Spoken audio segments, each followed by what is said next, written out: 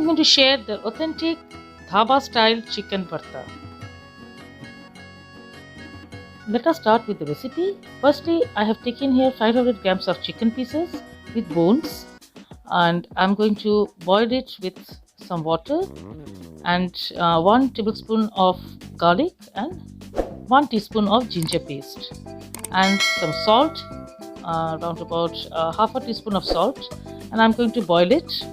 While my chicken is boiling, and I'm going to heat a pan. Into it I have added 4 tablespoons of white oil into it, and I will add some crushed garam masala, cardamom and cinnamon, and when the aroma comes out, then I'm going to add onion paste. I have taken here 2 large onion paste here, and I'm going to fry the onion paste, and into it I'm going to add 1 teaspoon of garlic, 1.5 teaspoon of garlic paste and 1 teaspoon of ginger paste, and I'm going to stir fry this till the raw smell of the masala goes away.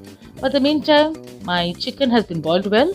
Now I'm going to take out the chicken pieces and let it cool, leaving my chicken to cool down.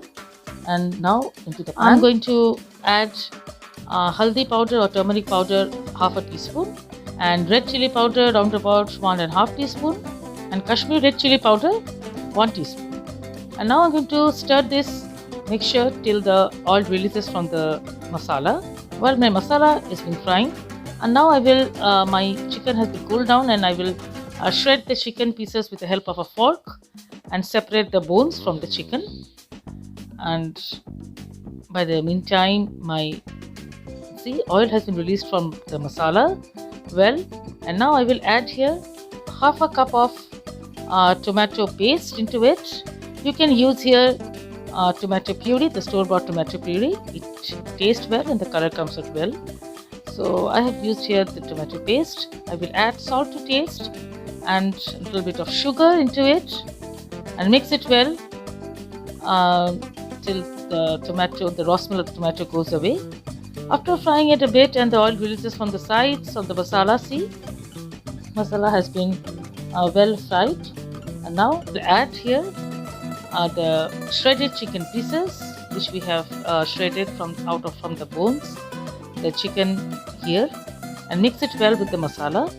After that, I'm going to add half a cup of yogurt or dahi into it, mix it well, and I will my flame should be in low. I will cover it and cook it for around about 5 to 7 minutes, and now I will give a nice stir into it, and I will add around about 3 to 4 tablespoons of fresh cream here.